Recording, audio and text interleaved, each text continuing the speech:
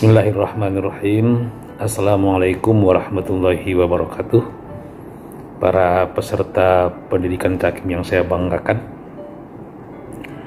secara garis besar ada dua kewenangan. Ada kewenangan relatif dan ada kewenangan absolut. Kewenangan relatif adalah dilihat dari segi wilayah hukumnya.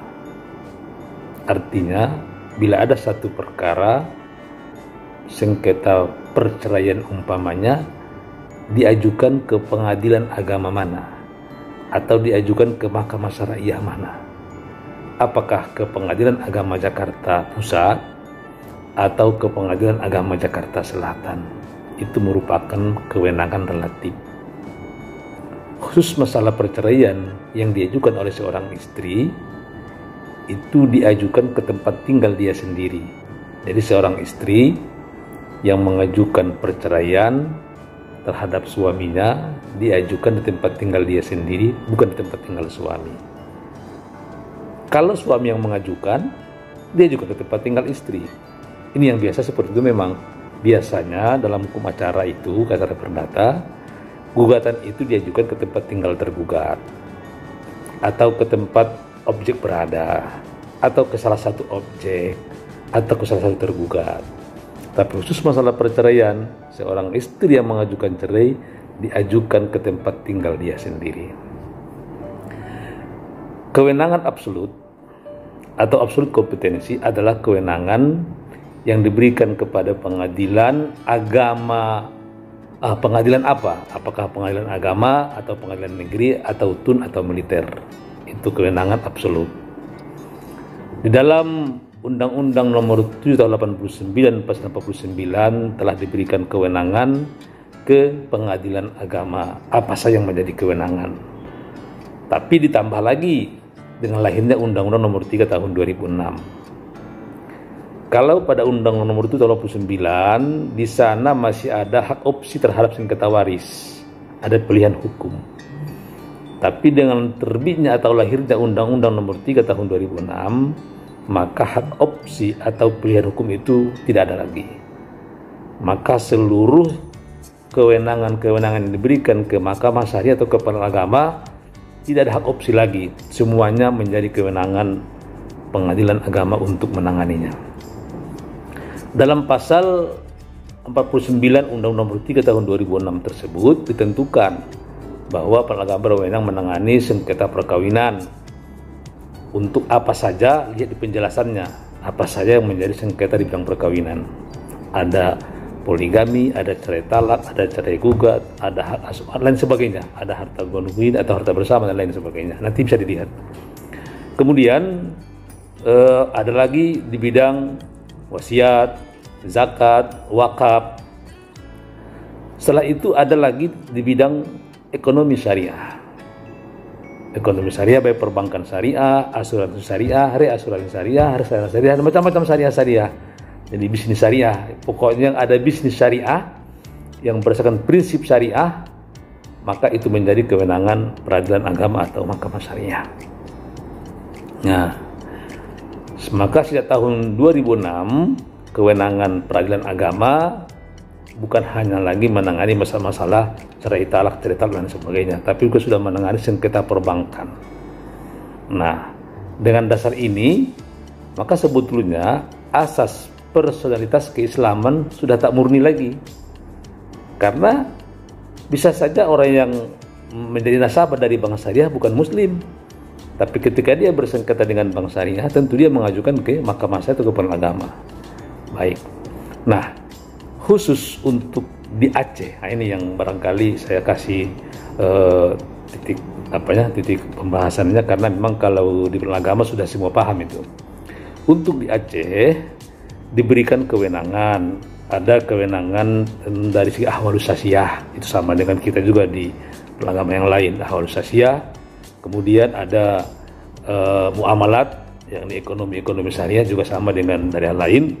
Tapi ada yang ketiga ini, ada yang ketiga adalah masalah jinayat, masalah pidana Islam. Nah, jadi ada jarima atau tindak pidana jinayat yang menjadi kewenangan di Mahkamah Syariah. Nah, berdasarkan itu maka lahirlah kanun, artinya kewenangan-kewenangan Mahkamah Syariah dalam masalah jarimah atau tindak pidana diatur oleh kanun. Kanun itu sebetulnya kalau saya mengatakan nggak sama dengan perda, walaupun bukan undang-undang. Karena kalau perda itu kan dibuat oleh gubernur bersama dengan DPRD di luar Aceh. Kalau di Aceh itu kanun yang menyangkut dengan masyarakat itu selain gubernur atau pemerintah Aceh bersama dengan DPRA juga minta lagi bagaimana pendapat MPU, Majelis Permusyawaratan Ulama di Aceh. Jadi dia memang lebih luas orang yang beri pandangan terhadap kanun itu. Nah, berdasarkan kanun nomor 6 tahun 2014, maka ada beberapa kewenangan yang diberikan ke Mahkamah Syariah. Tidak semua tindak pidana atau jarimah yang ada di fikih jinayah merupakan kewenangan Mahkamah Syariah. Artinya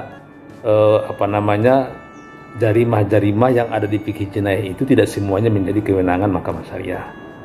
Tapi hanya ada beberapa hal kalau kita kelompokkan menjadi 10 macam yang merupakan kewenangan Mahkamah Syariah di Aceh. Yang pertama adalah khamar, tentang minuman keras, minuman yang memabukkan.